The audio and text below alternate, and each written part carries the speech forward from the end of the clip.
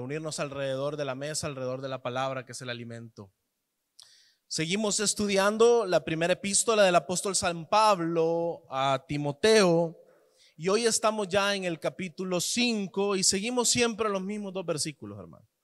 Vamos a seguir sacándole un poquito el jugo a estos versículos y creo que todavía una predicación más. Así que vamos a leer la palabra de Dios en el nombre del Padre, del Hijo y del Espíritu Santo.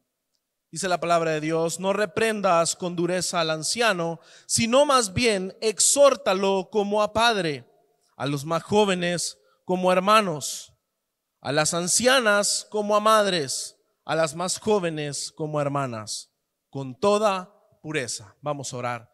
Señor, te agradecemos por permitirnos hoy estar aquí. Gracias, Padre, porque has sido tú quien nos ha salvado, quien nos ha librado de los lazos del maligno, de la muerte. Nos has traído al reino de tu Hijo amado. Es por tu gracia, por tu misericordia, que nos has permitido creer en tu Hijo Jesucristo, quien murió por nuestros pecados, quien resucitó al tercer día y hoy está a la diestra de Dios, intercediendo por nosotros. Gracias, Señor, porque esa intercesión es hoy válida por los hijos de Dios que hoy nos reunimos en la casa de Dios. Gracias, Padre, porque tú estás en medio nuestro, porque es tu Espíritu Santo el que nos da nueva vida y ese mismo Espíritu es el que nos permite acercarnos a la palabra con la esperanza de ser sustentados, de ser alimentados, de ser edificados. Yo te pido que a pesar del impedimento humano, tanto de los que escuchan como del que está predicando, tú puedas hoy hablarnos y esta palabra pueda llevar mucho fruto. Te agradecemos por este tiempo en el nombre de Jesús. Amén. Pueden tomar su asiento, mis amados hermanos.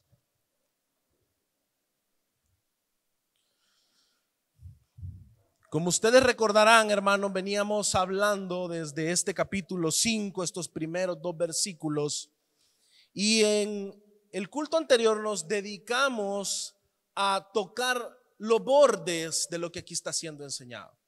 Comenzamos a ver los principios detrás de la exhortación y hablábamos y hacíamos mucho énfasis en las primeras palabras que se encuentran en el versículo 1 del capítulo 5. No reprendas con dureza al anciano. Y ahí veíamos nosotros que esa expresión incluye la palabra reprensión, no la está anulando como en la versión Reina Valera, que como les digo no es que esté mal, sino que acá lo que está intentando esta versión es mantener la reprensión como algo que debe ser hecho. Y veíamos que esa palabra que se utiliza acá en el original se refiere a la reprensión con dureza. Esa es la que no debe de ser llevada a cabo. Y comienza entonces a explicar Pablo cómo debe de exhortar, sino más bien exhórtalo como a padre, a los más jóvenes como hermanos, a las ancianas como a madres, a las más jóvenes como hermanas, con toda pureza. Veíamos entonces que la dureza en la reprensión nos nubla totalmente la idea de a quién estamos acercándonos cuando estamos exhortando. Y veíamos que hay principios bíblicos que deben basar toda esta enseñanza de la reprensión y la exhortación.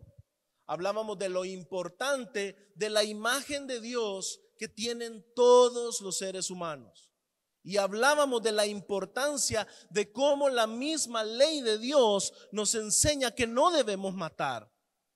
Veíamos cómo detrás de la mente asesina hay una mente de la carne. Y se acuerda que veíamos cómo Caín había decidido levantar sus manos contra su hermano, porque precisamente era alguien que vivía en la carne y pretendía agradar a Dios en la carne.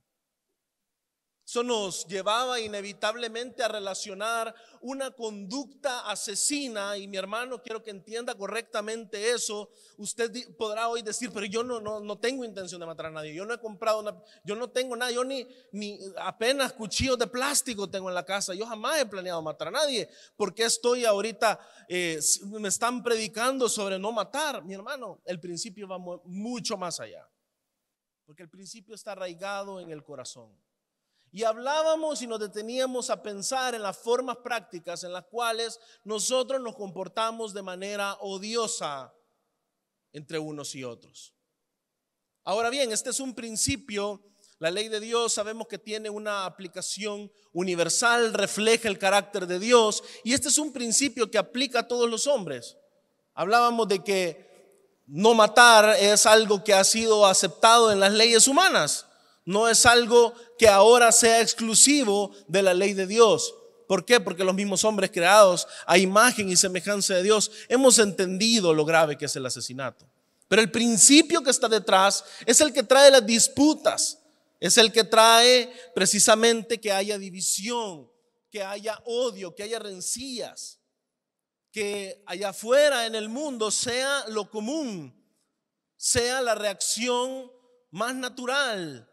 En Tito hay un contraste hermoso de lo que sucede cuando nosotros no estamos en la piedad, y lo que ocurre es que nosotros somos personas odiosas que también nos aborrecemos los unos a los otros, porque ha habido una rotura con el vínculo con Dios al haber una separación por el pecado, al haber sido excluido de la gloria de Dios, que es lo que nos enseña la palabra de Dios en Romanos.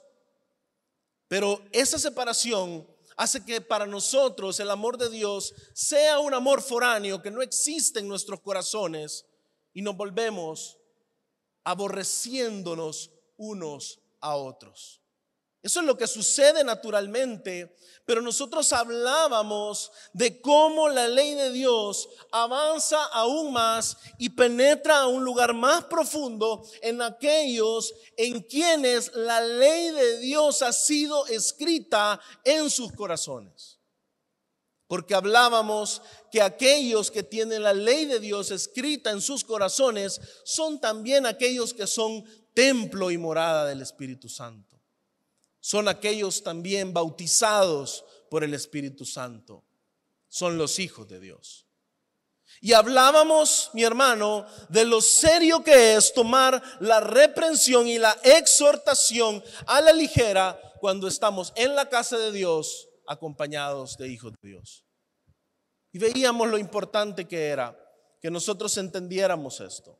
Si nosotros somos creyentes insensibles, somos creyentes que bajo los parámetros del mundo, como Caín, se comportan en la casa de Dios de tal manera que viven en un constante lastimar a su otro hermano, debían verdaderamente replantearse su nuevo nacimiento.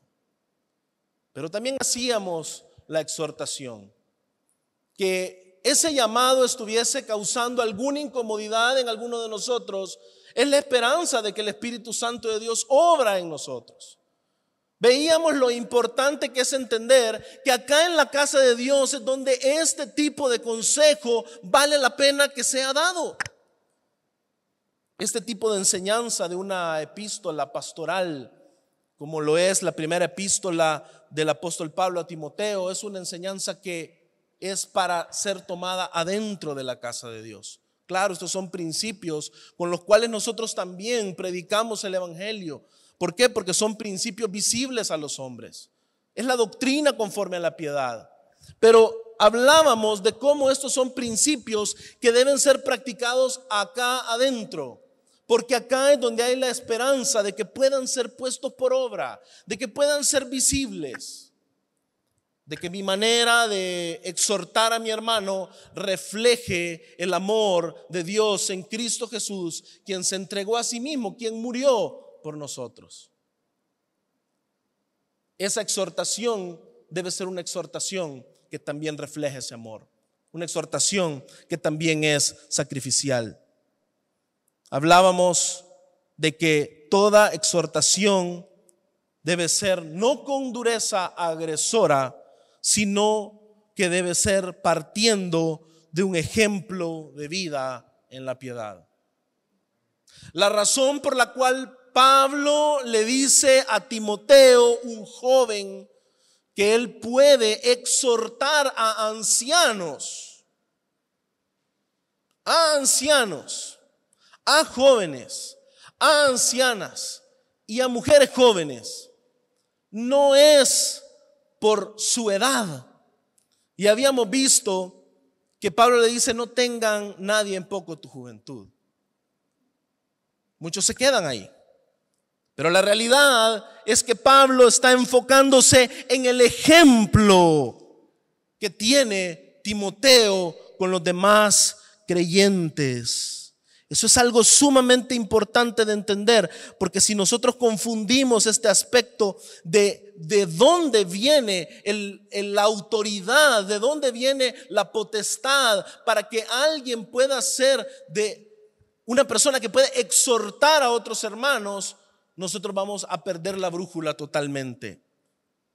Esa autoridad viene porque Timoteo podía ser ejemplo a los creyentes en palabra, en conducta, en amor, en fe y en pureza.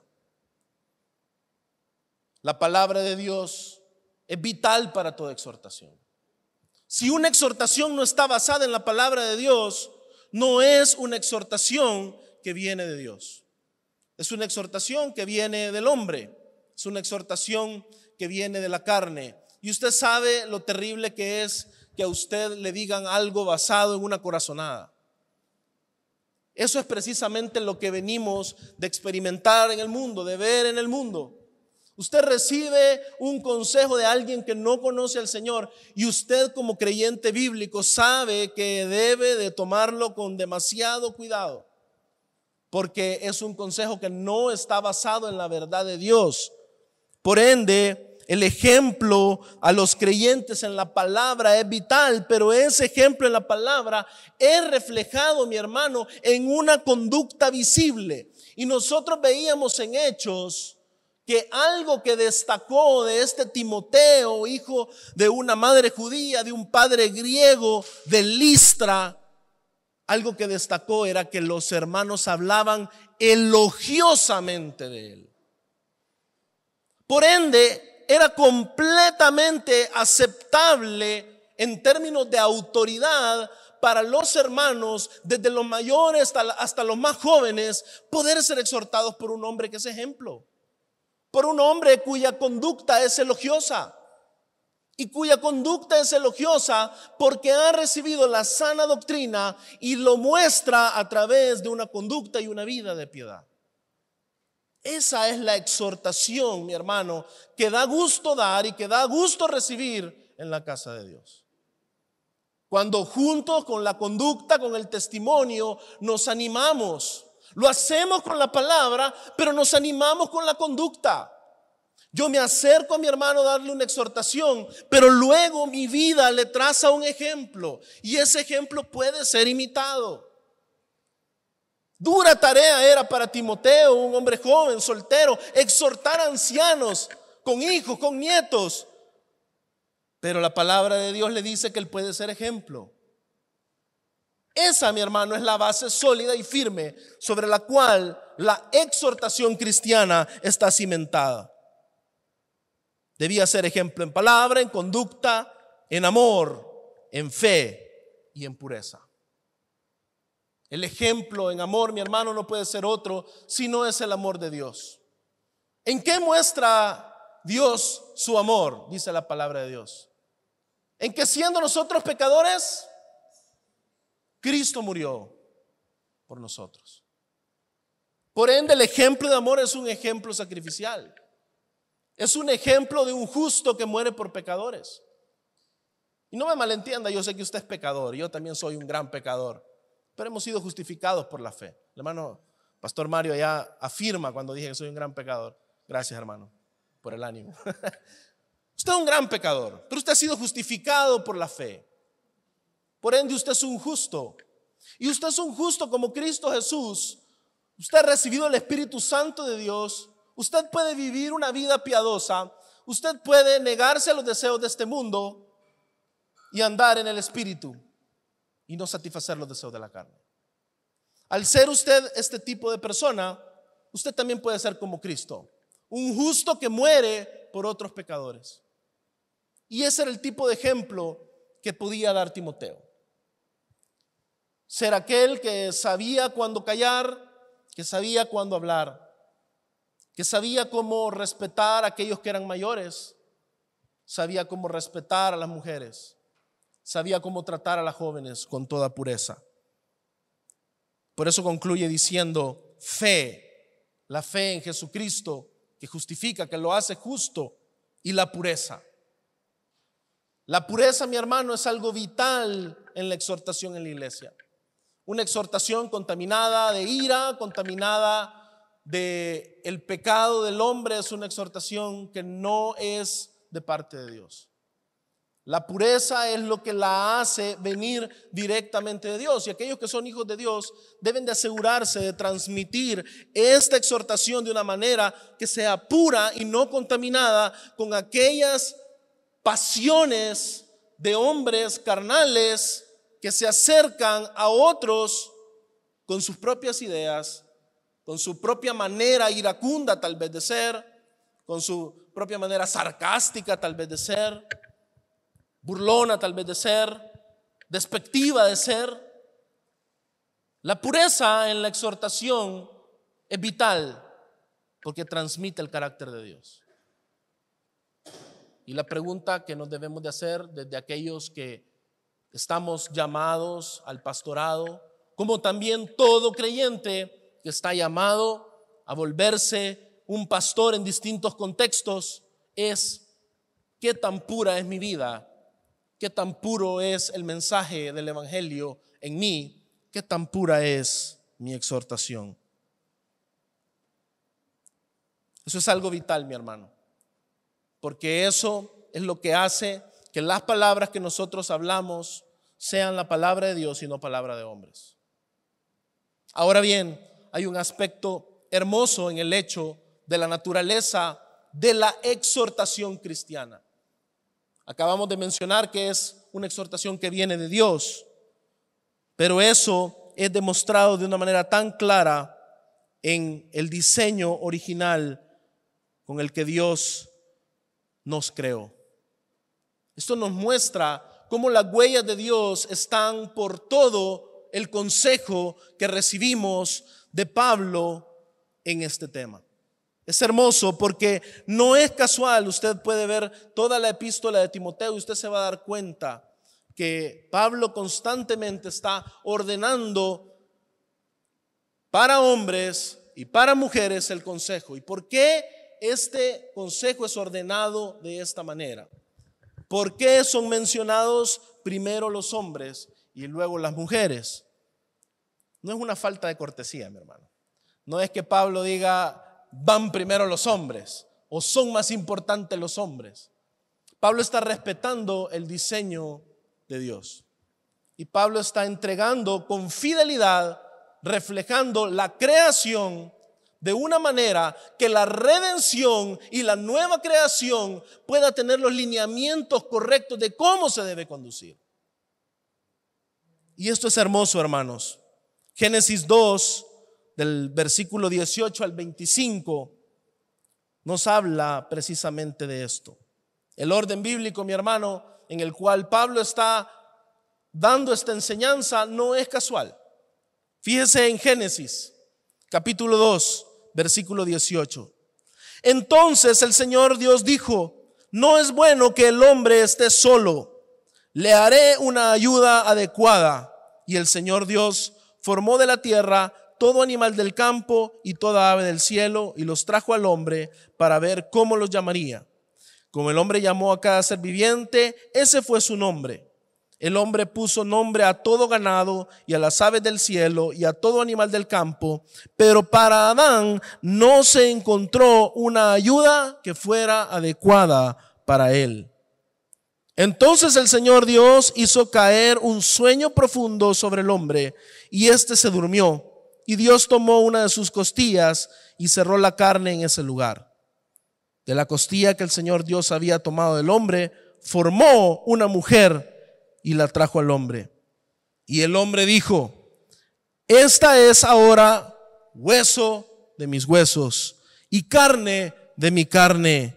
Ella será llamada mujer, porque del hombre fue tomada. Por tanto, el hombre dejará a su padre y a su madre y se unirá a su mujer y serán una sola carne. Ambos estaban desnudos, el hombre y su mujer, pero no se avergonzaban. La palabra de Dios es clara de cómo en la creación el Señor había creado al hombre.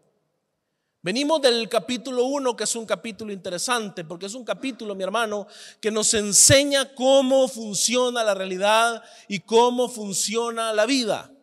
Es un capítulo que nos habla de 7 días, 6 días de labor, un día de reposo. Y así funcionan nuestros días. Es un capítulo que nos habla del día para la labor y de la noche para el descanso. Hay día, el Señor hace una obra y luego viene la noche y la mañana del día siguiente. Así funcionamos hoy en día. Entendemos que es extraordinario aquellos que tienen horarios nocturnos. Son mejor remunerados incluso. ¿Por qué? Porque así es como funciona la realidad y así es como la palabra de Dios nos muestra que funciona la realidad. Tenemos 7 días, 6 días para la labor, un día de descanso. En todo este capítulo también podemos encontrar otro aspecto interesante.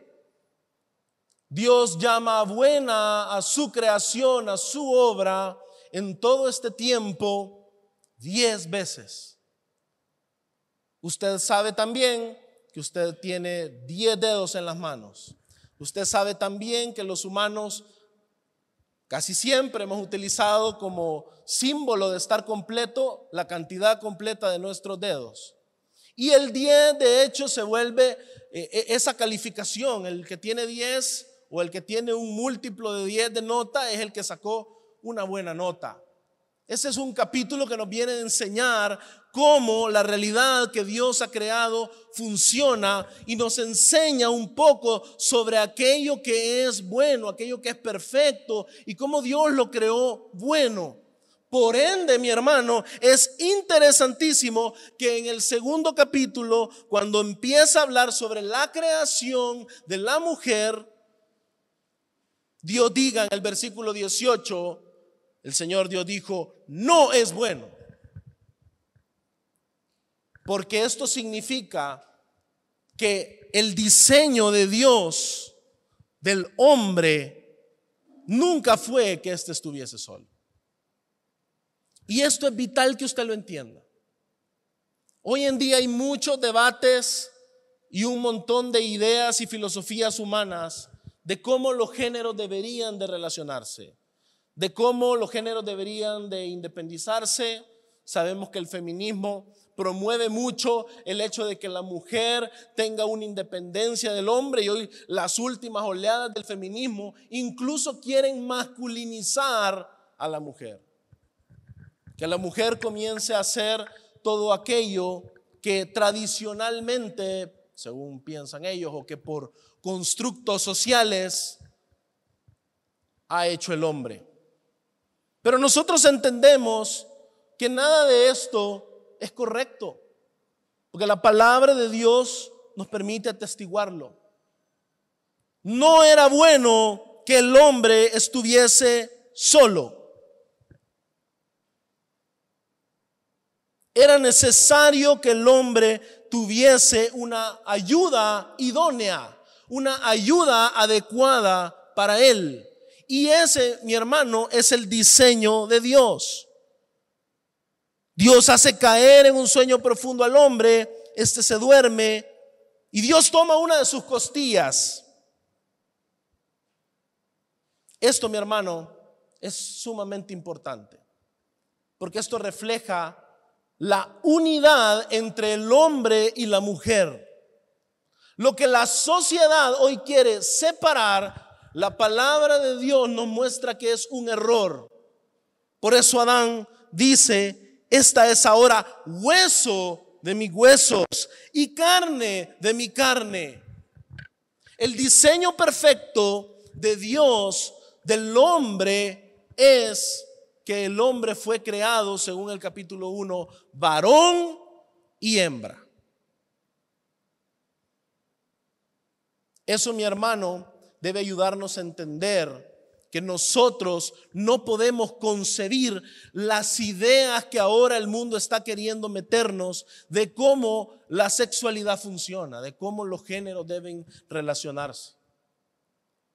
Dios crea al hombre, Dios trata con el hombre, Dios establece pacto con el hombre, le da una ayuda idónea. Y esto nos muestra el orden en el cual Dios se ha revelado, en el cual Dios se ha comunicado, y ese orden debe ser respetado. Así es como funcionan las cosas. Así funcionan los días, veíamos sobre el capítulo 1. Así funciona lo que llamamos bueno, lo que llamamos excelente. Y si Dios también creó varón y hembra, y creó primero al hombre, y puso al hombre a nombrar a los animales, le dio potestad y luego le dio una ayuda idónea, mi hermano, lógicamente debemos concluir, esto viene de Dios. ¿Por qué me metí a hablar de esto? No para aburrirle, sino para que usted lo haga relacionarse inmediatamente con este texto. ¿Por qué comienza hablando de hombres, de ancianos y jóvenes? Y luego sigue con mujeres, ancianas y mujeres jóvenes. Porque Pablo no parte de una presuposición humana en su consejo. Pablo parte de la misma palabra de Dios. Pablo parte de la realidad de la creación. Y Pablo parte de cómo debe de fluir el consejo de Dios. El consejo de Dios desde el primer hombre fluye hacia el hombre. El hombre debía de tomar la responsabilidad y la labor de nombrar a cada ser vivo, a cada animal. Entonces, mi hermano, usted hoy en día, si es esposo, entienda que usted tiene una responsabilidad, que usted debe de tomar el sacerdocio en su hogar, que usted debe ser responsable de aquello que usted va a ofrecer como hogar a su esposa. Usted no puede ser, discúlpeme, un holgazán. Usted tiene que ser alguien de espíritu laborioso. Por ende, la palabra de Dios desciende sobre los hombres, el consejo de Dios desciende sobre los hombres y luego recibe una ayuda idónea. Hoy en día nosotros lo vemos, ya está en funcionamiento esto. Ya hoy ya pasaron miles de años. Y acá vemos muchos casados, otros que no. Siga orando, hermano. Siga orando, hermana. Tenga esperanza. El Señor le va a dar ahí, de una costilla le va a dar a esa ayuda idónea. Siga orando. Cree en el Señor. Pero esto nos indica la forma en la cual Dios hace descender su consejo. Eso es algo sumamente vital. Por eso nosotros vemos ahí mismo en 1 Timoteo 2, del 1 al 2, que es la primera instancia en la que viene sucediendo esto. Exhorto pues ante todo que se hagan plegarias, oraciones, peticiones y acciones de gracias por todos los hombres, por los reyes y por todos los que están en autoridad, para que podamos vivir una vida tranquila y sosegada con toda piedad y dignidad. Eso es bueno y agradable delante de nuestro Dios y Salvador. Y esto es algo vital porque cuando nosotros vemos esto nos damos cuenta de nuevo. Versículo 9. Asimismo que las mujeres se vistan con ropa decorosa, con pudor y modestia, no con peinado ostentoso, no con oro o perlas o vestidos costosos, sino con buenas obras como corresponde a las mujeres que profesan la piedad. Esto es interesante porque el Señor viene de darle un consejo a los hombres. Los hombres deben hacer aquellos que están haciendo plegarias, oraciones, peticiones, acciones de gracia. Esto significa hombres que tienen comunión con Dios, mi hermano. Antes de dar un consejo a las mujeres de poder vivir de una manera piadosa, hay un consejo al hombre. No pueden haber en la iglesia, mi hermano, el consejo para la mujer si el hombre no se hace cargo de recibir primero su parte de tener y de ser sacerdote en la comunión con Dios? Los hombres deben de ser aquellos que hacen plegarias, oraciones, peticiones, acciones de gracias. Son aquellos que están pendientes de orar por los reyes, por los que están en autoridad. Y luego encontramos el consejo para las mujeres. En el versículo 9 al 12 encontramos el aspecto, en el versículo 12 más bien, aquí este es un texto bastante polémico, que dice: yo no permito que la mujer enseñe ni que ejerza autoridad sobre el hombre, sino que permanezca callada. ¿O qué? Amén. Amén, Dios. ¿Se da cuenta cuando usted despega del aspecto de la creación, del perfecto diseño de Dios y del propósito de cómo la enseñanza desciende?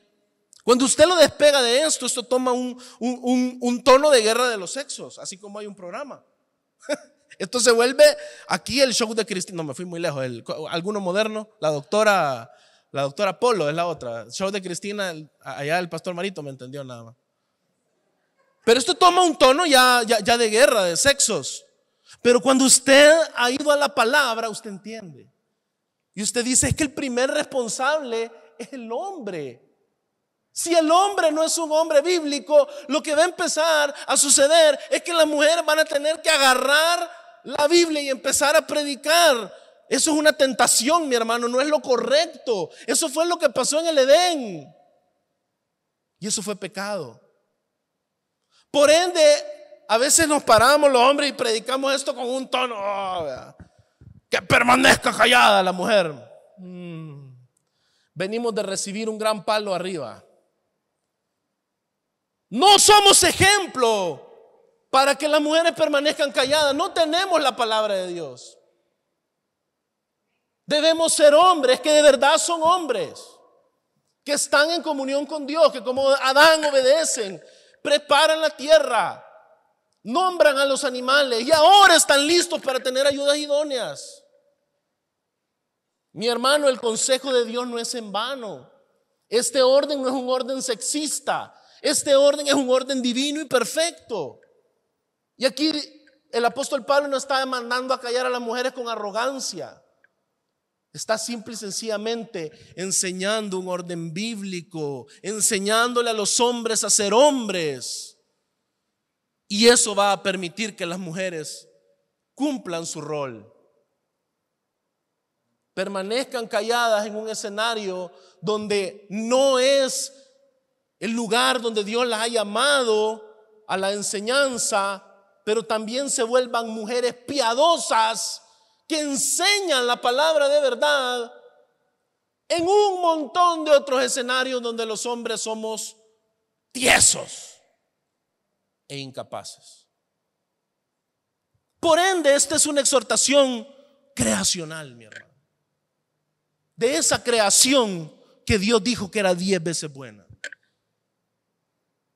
Y la exhortación de Pablo sigue perfectamente ese patrón. Fíjese lo que dice el versículo 13 y 14, y esto es sumamente interesante porque esta es otra área donde también muchas veces se hacen debates y las personas, al descontextualizar este texto y sacarlo de lo que la Escritura enseña como conjunto, hablan cualquier cosa. Pablo dice, para que vea que no soy yo el loco que me voy a Génesis, vea, es Pablo el que se está yendo a Génesis. Porque Adán fue creado primero, después Eva. Aquí no está diciendo Pablo, usted entiende, ¿verdad? El orden de la Escritura. Pablo no está diciendo Adán es primero. Primerito Adán. Me lo pone aquí, por favor. No está haciendo eso. Pablo está estableciendo ¿qué? Responsabilidad. Responsabilidad. Por ende, si usted interpreta este texto de una manera no bíblica, usted va a deformar lo que aquí sigue. Porque Adán fue creado primero. Si usted se va a la mente moderna, usted está interpretando Es que entonces el machista Pablo está diciendo el hombre es primero, después Eva. Y Adán no fue el engañado. No fue Adán, no fuimos nosotros. Claro, usted ya trae el concepto erróneo, lo arrastró del primer texto, entonces usted ya sacó una terrible conclusión. Adán no fue engañado, sino que la mujer fue engañada. Ya ves. Siendo engañada completamente cayó en transgresión. Entonces las mujeres son las débiles. Y por eso el Señor aquí las está castigando con que no pueden enseñar. Error.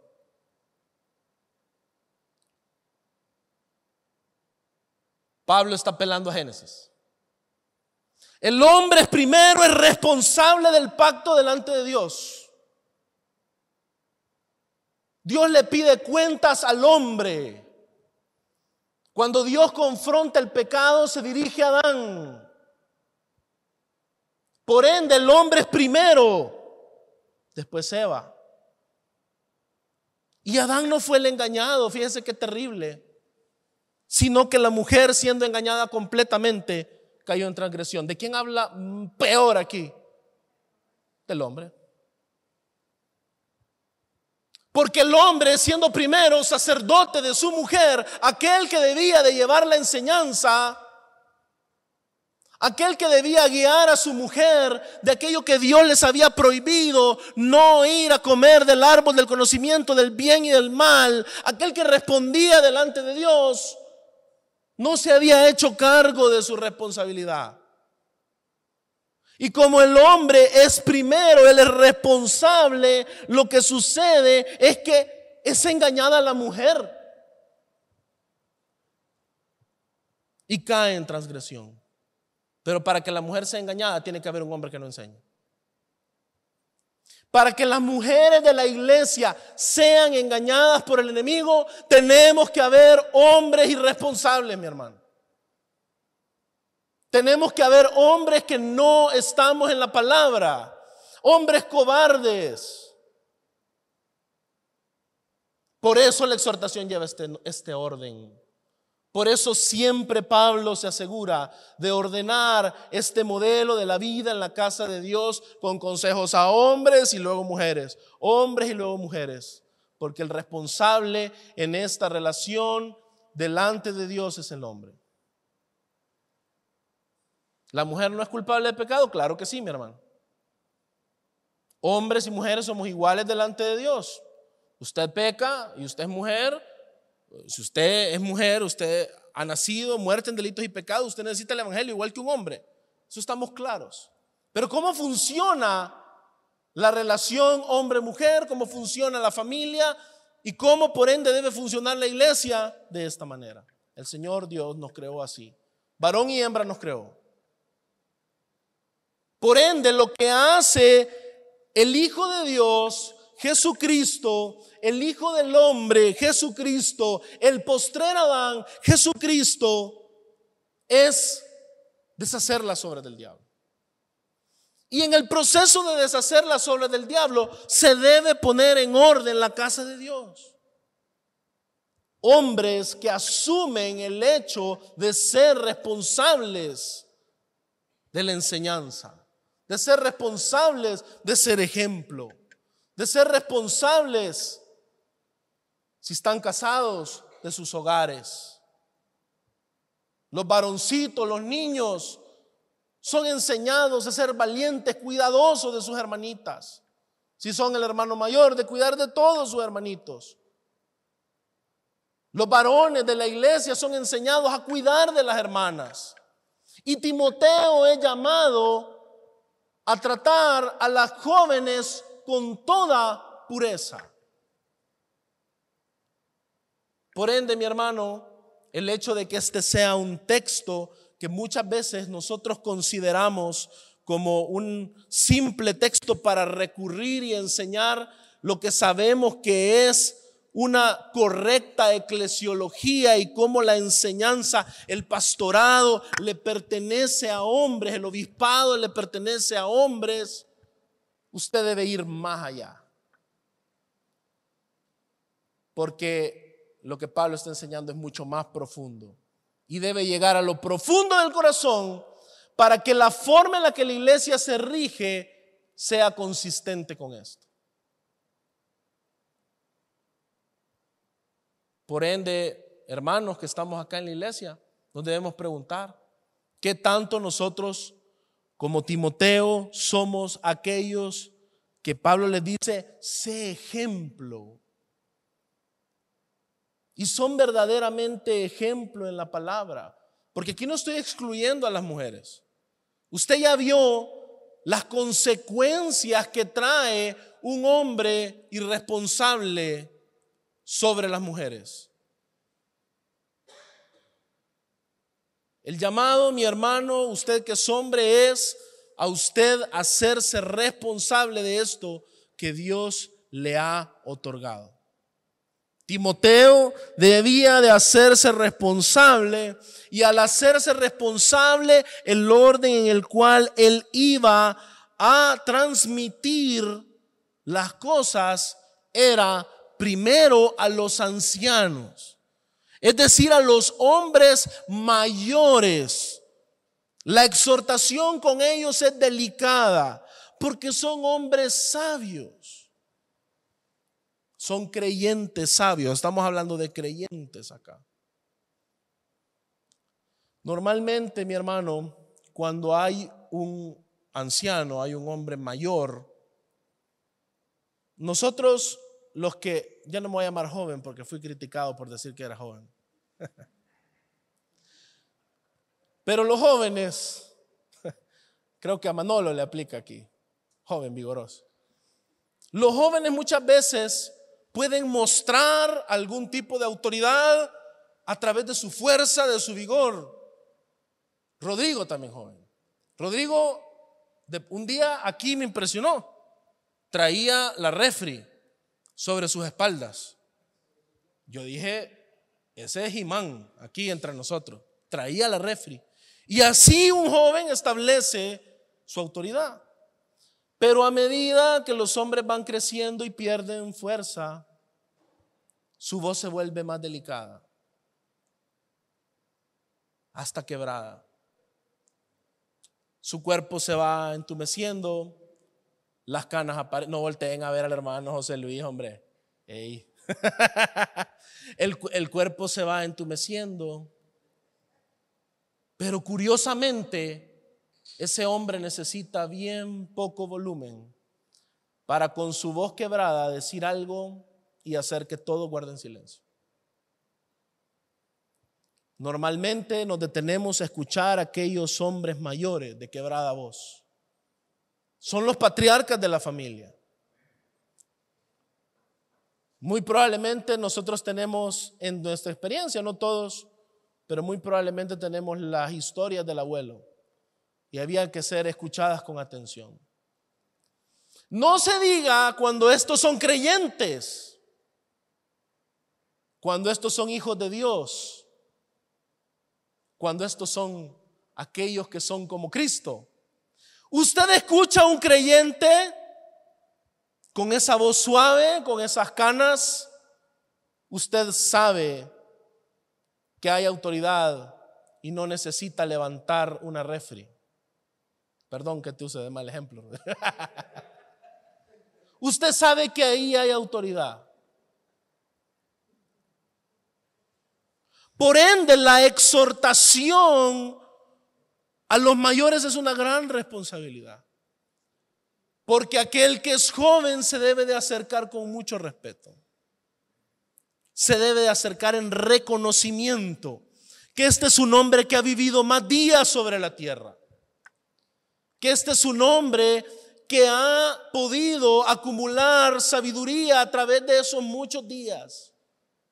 Y que la autoridad que yo tengo para poderle llamar a él la atención si es necesario, para llamarle arrepentimiento de pecados si es necesario, para exhortarle en distintas áreas de la vida, la forma en la que yo me voy a acercar debe de reflejar esa realidad.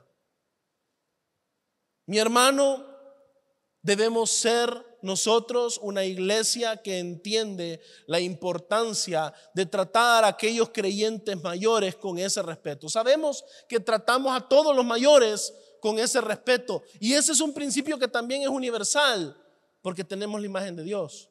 Pero cuánto más no debe de suceder eso en la casa de Dios.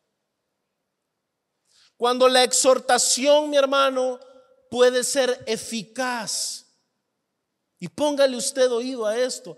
Cuando la exhortación de los hombres que Dios ha levantado en la iglesia puede ser eficaz en esos hombres sabios, llenos de canas, llenos de años, llenos de sabiduría, puede ser eficaz luego para cualquier grupo etario.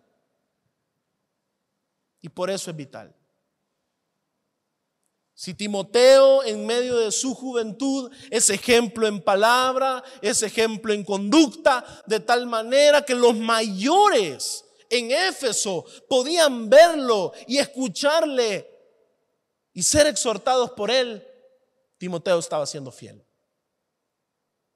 Y eso es algo, mi hermano, que debemos de siempre tener en mente.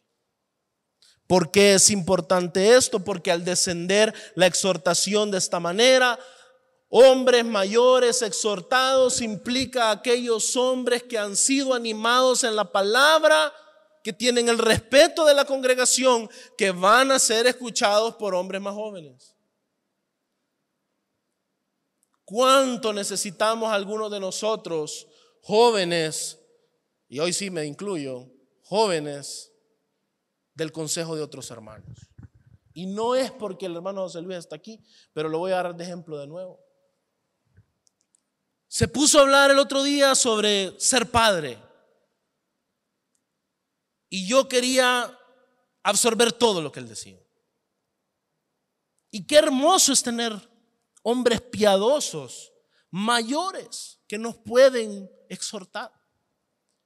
Hermano, es importante y es vital que entendamos eso,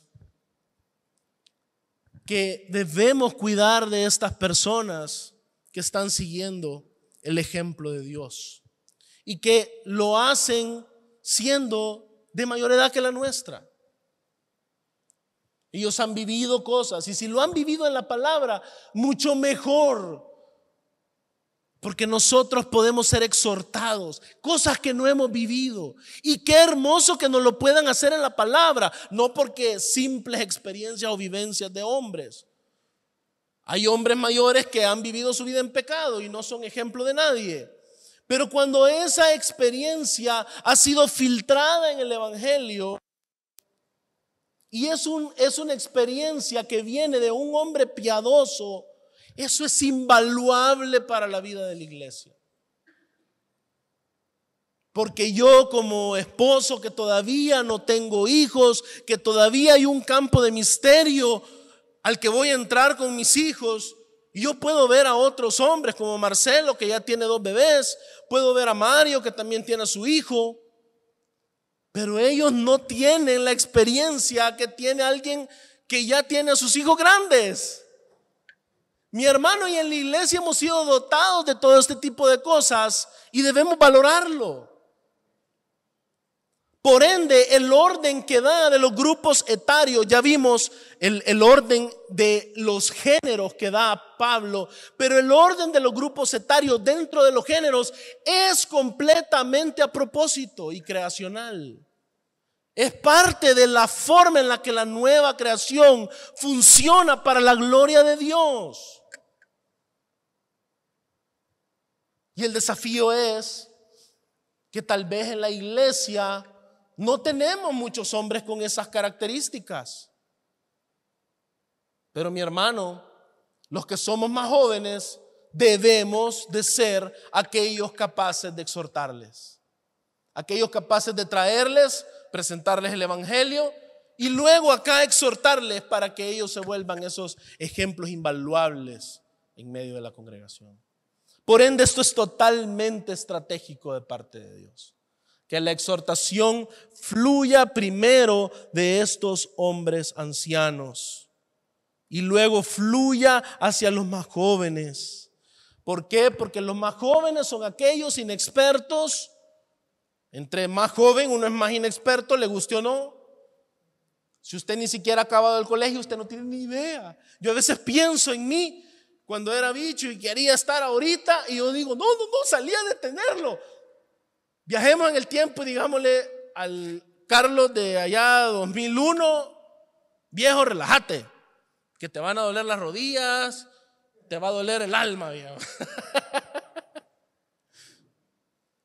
A medida que usted va creciendo, obviamente usted a fuerza se vuelve más sabio. Y si usted es creyente y si usted es fiel a la Escritura, usted se va a volver más sabio en la palabra de Dios, que es lo que importa. Pero los más jóvenes van a poder ser exhortados de tal manera que ellos van a volverse ejemplos, como Timoteo, que es ejemplo. Por eso Pablo le dice, es como hermano. Y te vas a reproducir en hombres fieles. Timoteo ahora ya no está solo, él tiene muchos hermanos. Y muchos hermanos que están exhortando a los mayores con todo respeto. Y que ahora pueden ser aquellos que también se casan y ya no son como Adán, sino que son como Cristo. Que mueren, dan la vida por su esposa, que dirigen el hogar con valentía. La exhortación a las mujeres mayores funciona de la misma manera. Si una mujer mayor es exhortada como una madre, eso naturalmente va a descender de una manera increíble, no solo para ellas, sino por todo el ejemplo como madre ellas tienen para las que son menores. Y una iglesia de mujeres ejemplares, de mujeres piadosas, es una iglesia que de verdad es sana y crece. Porque una iglesia con mujeres sanas, con mujeres de la palabra, con mujeres que han tenido hombres responsables de la palabra, es una iglesia que también, adivine qué, en su hogar forma a sus hijos. Forma a una nueva generación en el evangelio. Cuando hay mujeres que en el hogar son ejemplo, mi hermano, eso permea por completo y termina de llenar el esquema familiar de la iglesia, y eso hace que la iglesia sea una iglesia como árbol plantado junto a corrientes de agua, que da su fruto a su tiempo y su hoja no cae. Y yo entiendo, mi hermano, que muchas veces venimos de familias fracturadas. Nuestras familias tal vez no reflejan este orden. Tal vez algunos decimos, bueno, pero es que mis papás me abandonaron. Mis papás no son ningún ejemplo de nada. Mis papás no son creyentes, mis papás no se congregan. Mi hermano, pero esto es algo vital que usted lo aprenda desde ya. Porque como iglesia no estamos aquí, ya lo hemos hablado, para simple y sencillamente venir y salvar nuestras almas. Tenemos una gran comisión. Y en esa gran comisión, una comunidad de fe debe ser formada en cada iglesia local. Por ende, nos debemos de preocupar por las familias. Si venimos de familias rotas, qué hermoso sería poder decir que gracia y verdad, mis hijos, mis nietos, hoy tienen familias restauradas por el evangelio. Hoy ellos comienzan a cosechar aquello que se sembró ahora. Sí, tal vez yo vengo de un entorno en el cual yo crecí en medio de pecado, en medio de un montón de cosas que no están en la palabra de Dios. El pecado de mis padres me ha alcanzado. Pero en el evangelio, Cristo Jesús está haciendo las cosas nuevas. Y aquel hombre que viene de no tener un padre responsable, hoy se vuelve un padre responsable. ¿Por qué? Porque tiene a Cristo como ejemplo.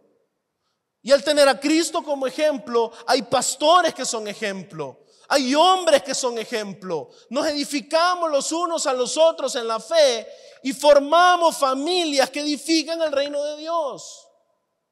Y lo hacen para su gloria.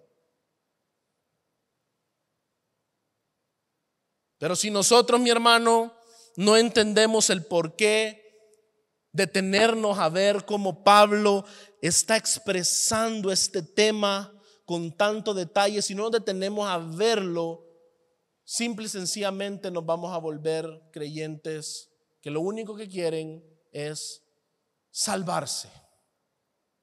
Y mi hermano, hay una paradoja, que el creyente que se salva es el creyente que fructifica. ¿No me cree? Váyase a Mateo 25. ¿Qué pasa con aquel que entierra su talento? ¿Qué pasa con aquel siervo que yéndose su señor dice: este señor quiere cosechar donde no sembró, por ende yo voy a enterrar y voy a esperar y le voy a devolver lo mismo? Mi hermano, usted, al tener esa mentalidad, dice la palabra de Dios que este siervo fue echado al fuego. Por ende, los que se salvan son los que fructifican, mi hermano. Si usted está gozoso en pensar en que su familia va a fructificar en el Señor, usted está legítimamente gozoso. Tal vez usted dirá: no sé ni cómo lo voy a hacer porque yo no creo ser un buen ejemplo. Tome aliento. Tiene una iglesia, tiene el Espíritu Santo de Dios. El Señor dijo que Él iba a estar con nosotros todos los días hasta el fin. Todos los días hasta el fin. Ese aliento viene después de la gran comisión, porque el Señor quiere que tengamos aliento al trabajar, que entendamos que su compañía hace eficaz la obra del Evangelio. Y esto funciona de esa manera porque es la forma en la cual el Señor lo ha diseñado. Eso es sumamente interesante. Para terminar el día de hoy, quiero que nos vayamos a 1 Corintios 11:3.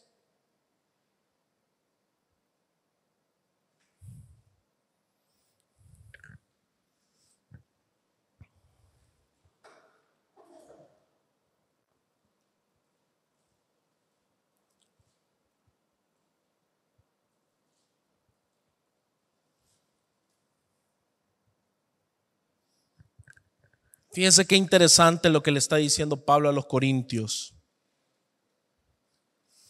Pero quiero que sepan que la cabeza de todo hombre es Cristo, y la cabeza de la mujer es el hombre.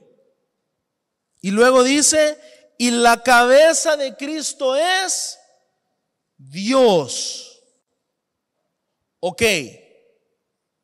Quiero que usted analice la manera en la que fluye entonces la exhortación, porque Pablo está tomando esta misma teología y la está aplicando en el texto que estamos estudiando. La cabeza de todo hombre, mi hermano, es Cristo. Cristo Jesús es la cabeza de la iglesia. La iglesia tiene por cabeza a hombres fieles.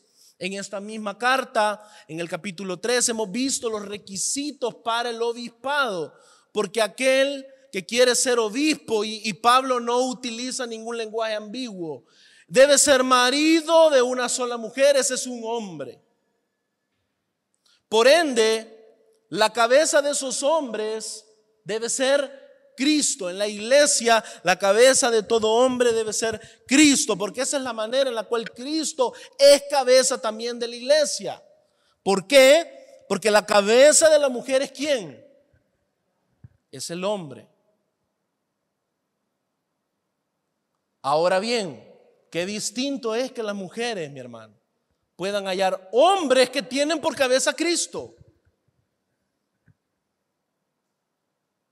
Pero el gran problema que vivimos en la iglesia del día de hoy es que los hombres no tienen por cabeza a Cristo y por ende no son cabeza de nadie.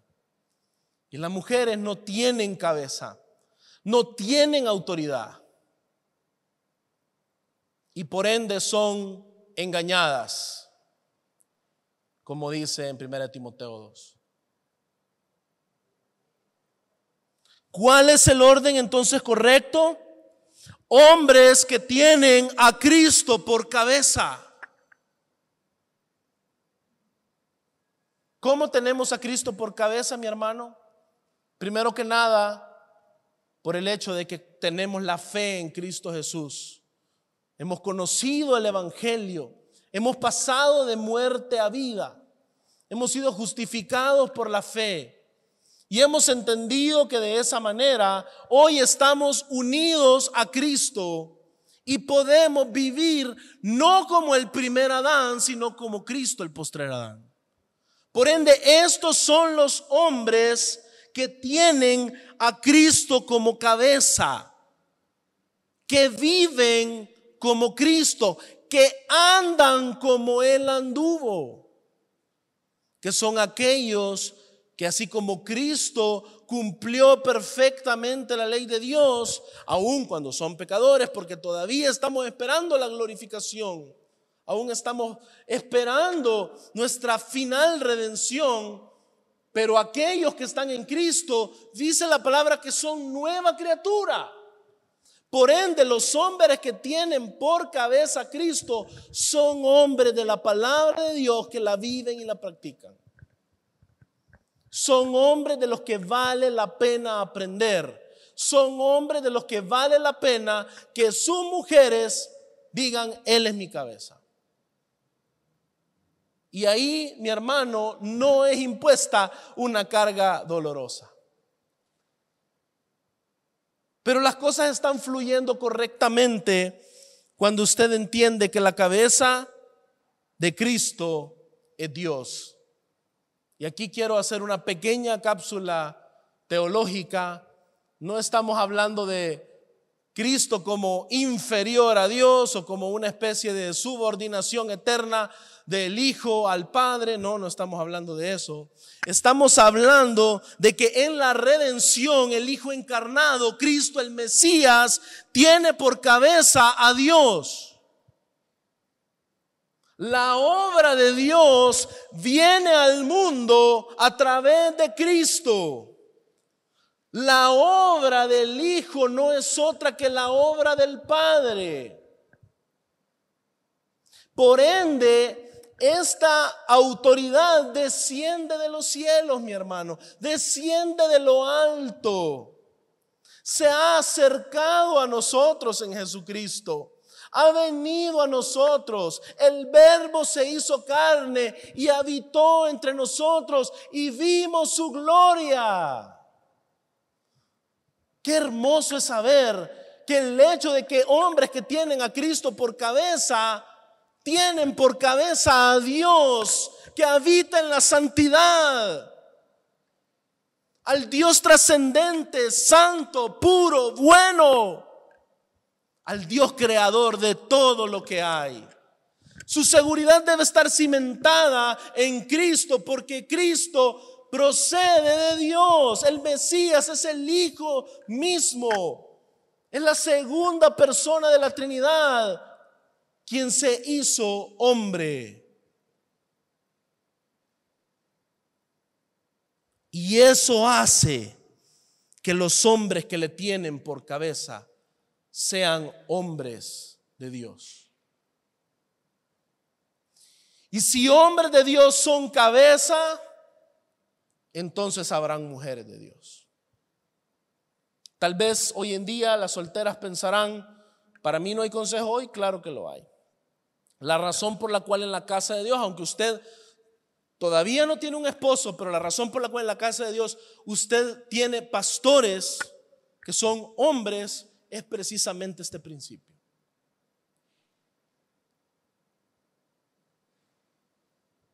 El Señor lo ha diseñado de esta manera, mi hermano.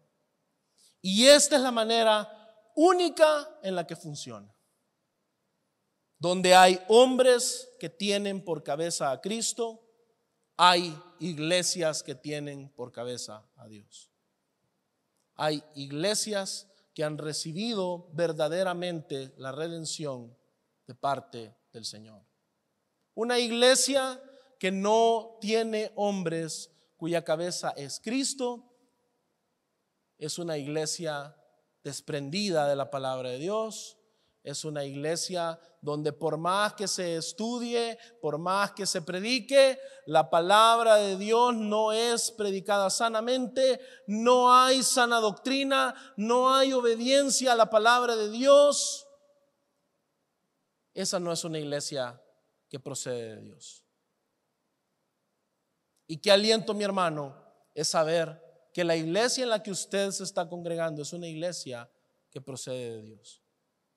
Porque eso significa que Dios mismo ha venido a salvarle. Porque eso significa que Dios mismo ha venido a restaurarle. Eso significa que todo lo que usted está viviendo, mi hermano, piense en el desafío que usted en su vida cristiana está viviendo, que piensa que es insalvable, que no tiene ningún propósito.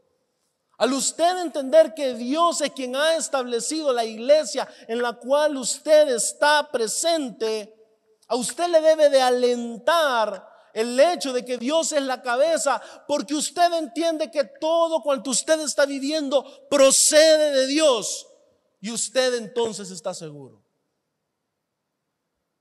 Usted entonces está abrigado por la palabra. Usted entonces está en un lugar donde hay hombres que aman al Señor, hombres enseñables, hombres que enseñan en amor, mujeres que también reflejan esta exhortación y se le enseñan a mujeres más jóvenes. Un lugar donde los dones que el Señor nos ha dado pueden ser practicados y experimentados para la edificación de la iglesia de Dios. Porque si esto es hecho por manos de hombres, ciertamente pereceríamos, mi hermano. Esa es nuestra esperanza. Cristo, mi hermano, es la cabeza de su iglesia. Vamos a orar. Señor Padre Celestial, te agradecemos porque tú eres grande, porque tú eres bueno, porque tú eres infinito en misericordia. Y nos permites conocer la forma en la que tú creaste al mundo y lo creaste bueno. Y nos permite ver la historia de la redención, como tú muestras tu gracia y tu misericordia para que por medio de Cristo podamos alcanzar todas las maravillosas promesas que tenemos en Dios. Te agradecemos, Señor, porque tenemos todo en Jesucristo. Él es el alfa y el omega, el principio y el fin. Y por eso estamos completamente satisfechos en Él. Y no solamente en un decir, sino en la práctica. En el poder ver cómo la exhortación que desciende de Dios, la cabeza de Cristo, Cristo la cabeza de los hombres cabezas de mujeres piadosas. Esa exhortación es una exhortación que edifica, es una exhortación que santifica, es una exhortación que hace que la iglesia pueda ser una iglesia que cumple la gran comisión. Ayúdanos a enamorarnos, Señor, de la manera en la cual tú diseñaste todas estas cosas y tú en la redención las has restaurado y las has glorificado para que las vivamos en obediencia y en plenitud, y para que como iglesia, hombres y mujeres de toda edad, podamos vivir en adoración, siendo como árbol plantado junto a corrientes, que da su fruto a su tiempo y su hoja no cae. Gracias, Señor.